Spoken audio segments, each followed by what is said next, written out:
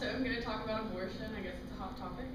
Um, there's two sides to abortion. It's very controversial. There is pro-life and pro-choice. And with pro-life, people think that every child should have the right to live their life like we have. Our parents obviously chose that for us. And have the same opportunities that we do.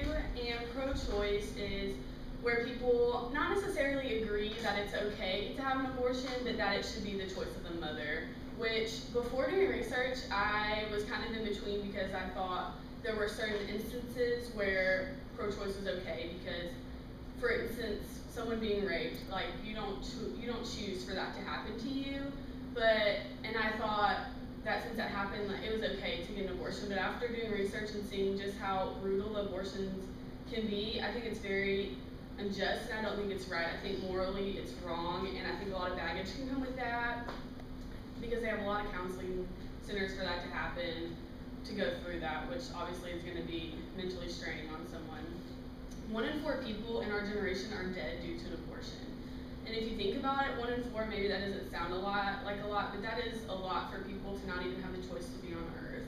And we put people in prison every day for murdering other people, but how is this any different? Like, in the Bible, it was an eye for an eye. So I'm going to go steal your baby and take it away too. Like that, I don't think that's right.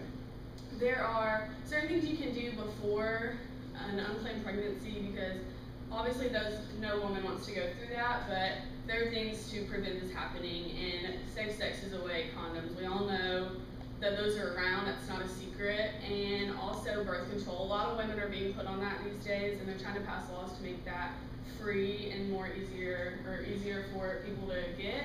So that's another way, and also adoption, like the other 2 people that I've talked about.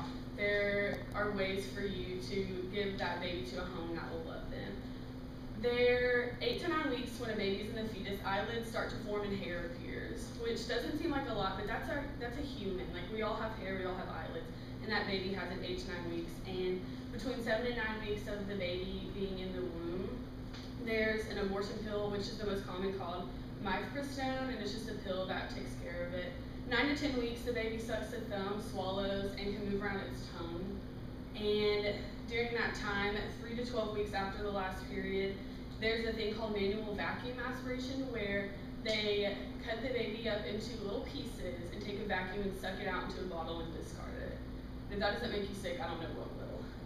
15 weeks, they start to develop adults' taste buds, and during that time, there's a thing up to 18 weeks called dilation and evacuation, where they take a loop scalpel and tear all the bones and take it out, but they have to snap the spine and collapse the skull to take out the baby. And in that time, there's also a thing called saline injection, which can be done after 4 months, and they take a needle and put it through the mother's abdomen, and it goes into the baby's sac, and it burns off the outer layer of skin, and within 24 hours, the mother gives birth to a dying or dead baby, and if the baby is not dead yet, they leave it there on the table to die by itself.